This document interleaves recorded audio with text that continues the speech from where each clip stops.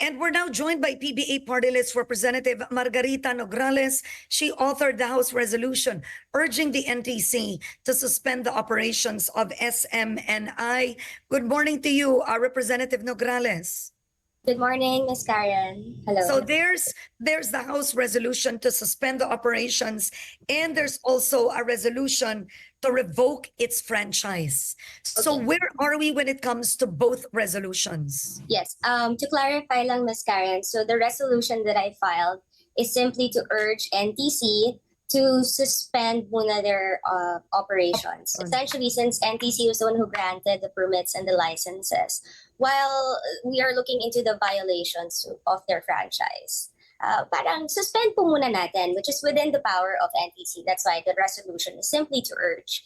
The House bill naman po that was filed by another congressman is for already a different For revocation. Yes, because of what has been transpiring. Iba naman po yung resolution ko. Iba rin po yung House bill that was filed by another congressman, Congressman Gutierrez. Okay. All right. Now that's clear. But what is the status of both resolutions now? For example, your resolution to urge the NTC is in effect no calling on the NTC, Yes. right, to act. That's it. Yes. But the resolution of the other congressman, I know it's one rider party list representative Gutierrez, is to revoke, right? Correct? Revoke Yes. the franchise. But what is the sentiment in the lower house? So with the resolution that I filed po, it was already adopted by the House. So since it's been adopted by the House and there was a voice vote already on this, then it's now up to NTC to act on it, because it's well within their power with the separation of powers.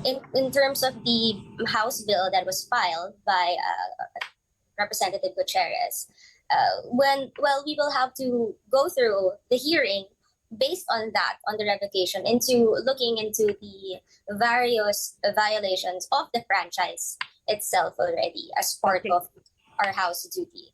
All right. I'm curious, so you can clarify this. Did you author the suspension of the SMNI franchise? I did not author the bill on the suspension, on the revocation. Yes. I authored the resolution to urge NTC na parang kumbaga, teka lang, may mga violations tayo nakikita dito, not just on the franchise. Unti-unti po natin nakikita hindi lang po pula sa franchise, pati po sa mga other government agencies with KBP, mukhang SEC. Teka muna, suspendin po muna natin habang tinitingnan po natin. Based on the hearings, do you believe that SMNI has violated their franchise? Well, we have yet to see, and nakikita natin that they have. In what way? Can you be specific? Yes.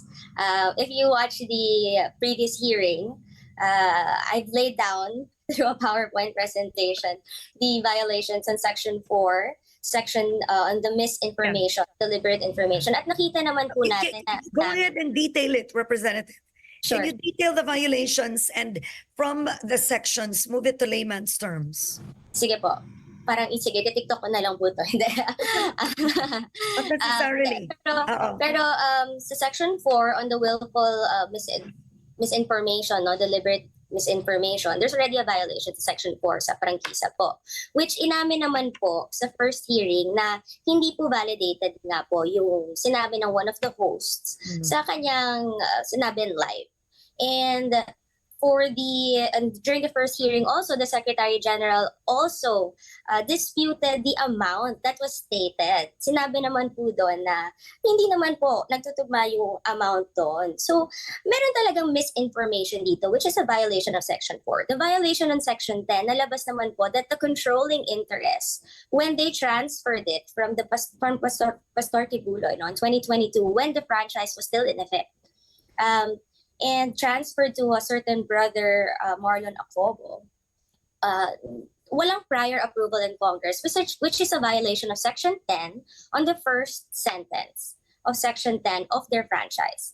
And the second sentence of Section 10 of their franchise, should there be any transfer of controlling interest, kailangan ng report within 60 days from doing so. And hindi po nila ginawa. Section 11 naman po, after 29 years of existence po, they did not do the requirement on the dispersal of ownership, meaning hindi sila gumawa ng public offering. What they reported was they did this through a cooperative, which is not even mentioned in their franchise. And they just reported it to Congress. And I emphasize, hindi nga lang po report or even asking Congress na sinasabi po during the hearing, they were waiting for a reply from Congress if they could do that. Which that report did not have a question, waiting for a reply from Congress. At the same time, the last sentence of that report was they already implemented that. And even so, nasabihin po na wala pong timeline. In 29 years of existing, they only tried to comply in the last 2 years. And the dispersal of that ownership sa cooperative, let's say, okay, may dispersal po, may public offering, no? 0.16% lang po. 1%, not even 30% of what they're mandated to do. And in the last hearing, lumabas po that iba po ang kanilang sinubmit officially sa GIS nila sa SEC and sa sinubmit po nila sa Congress as part of the repertorial requirements.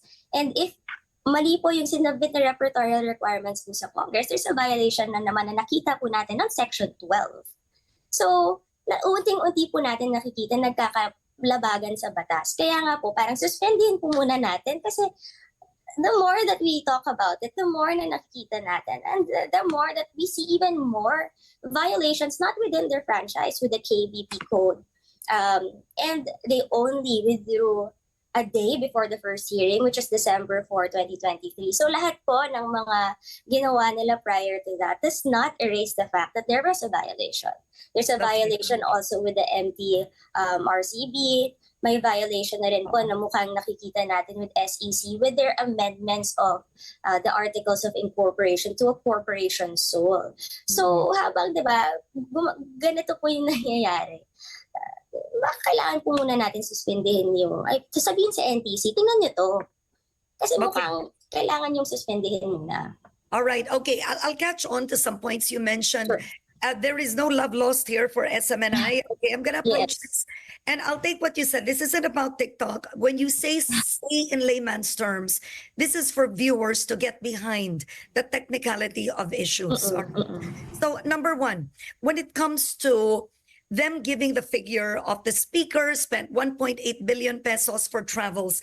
Clearly, that was wrong. They didn't have the evidence to show it. No, a journalist is asked to show evidence, right? And he did say that the source was someone from the Senate. Siguro, kwentuhan, right? And Yes, ma'am. perhaps the commentator could have been more responsible in that sense. But at the end of the day, whether you like the commentator or not, he is still protected by the SOTO law not to reveal a source. Yes. With that, do you agree? Well, lumabas po yun during the hearing, and I do understand the SOTO law. But there is an exception in the SOTO law that when Which it is comes what? to national security, diba po? But that, what makes that national security? I mean, you know, calling out a public Yes. official, regardless if it were the speaker or not, Yes. on trips spent. And the reason I know this is because radio commentators from mainstream media have done it with past presidents. Yes. Hindi naman sila pinatawag sa hearing. Yes po. I understand that. Because So what after makes, po- I mean, on this particular end, what makes Congress the editorial chief of a free press? So, okay, with that, hindi naman po, sinabi ko naman po rin when I did the sponsorship speech of this is not a oppression of the freedom of the press. No. But kung meron silang mga violations, they have to be accountable for that. I agree. I because- absolutely agree. This is not about you. Yes. This is really just as a whole. Yes. This is as a whole, right? If the commentator didn't hit on the speaker, would Congress have acted? If he, let's say, hit an opposition person, somebody irrelevant to the supermajority, Yes. would Congress have come to the defense of the free Well, press this or stemmed from- disinformation? yeah. But this stem from various resolutions na po, no? Yeah. But And no, at my the same time- answer my question. Yes. Would the supermajority in Congress as I say, I have no love lost here for Yes, yes. SMNI. But this is a matter of principle. If it Yes was po. not the speaker who was hit, would congressmen have acted in the same manner? Like I said, so hindi lang po naman yun kasi yung nandun sa resolution po. Meron din pong pagtatama sa may mga ibang resolutions po rin na na-file on this red tagging, on this Okay. misinformation So and let's on. talk about red tagging. I'm curious. The irony of this is SMNI's 2019 franchise, Yes. the franchise was renewed in 2019. Yes po. Okay. Your brothers sponsored the franchise renewal of Yes. SMNI. Yes. Right. So we're talking about now Secretary Carlo Nograles when he was in Congress and Jericho Nograles. They sponsored the SMNI renewal. Yes. Didn't they spot the violations before they sponsored it? Well, when you sponsor something and when Congress does something, syempre it's a privilege that's given, right? This has nothing to do with who has authored it. Now it has to do with binigyan kayo ng privilege. You're supposed to be following. But I agree. I have no debate on that. Yes. The issue I'm asking is, I agree with your principles completely. So it leads me to this question.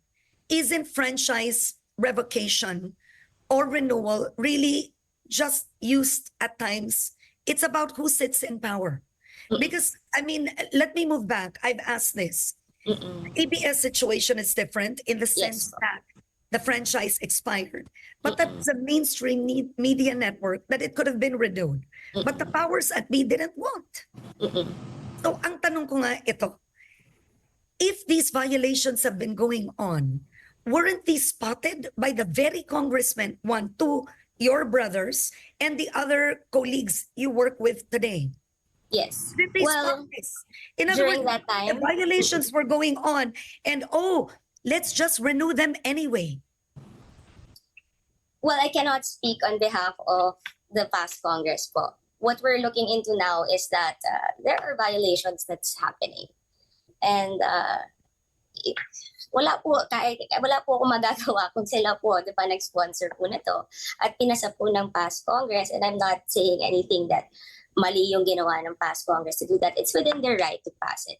We're looking into what's happening now, and we are seeing violations. So let's not get confused here na iba po yung, okay, in the past Congress, this was renewed, yes. But right now, we're looking into violations na because there are violations that we are seeing. And of the violations, what is the strongest? What is the strongest violation that would merit a revocation? Because to comment on he's wrong. Okay, clearly he was wrong in the facts, but that doesn't alone constitute a revocation because there's so many commentators that are wrong, right? Yes. It happens, right? So ang tanong ko, what is the strongest and clearest violation of the franchise? Well, hindi pa po nagsisimula ang pag-hear po with regard to the revocation. So wag natin pangunahan po because that's another hearing. What we did and what we adopted is our resolution to urge NTC because of the violations, that possible violations on their franchise. So that would be for another hearing naman po on the House bill that was filed on the revocation. And I think another issue for many people today is you have Congress now fighting against this information. But during the past administration, this information was actually, it was tolerated. I can't speak for the past Congressman. Right. So you have the same people angry with this information today, but it was used against journalists, opposition lawmakers.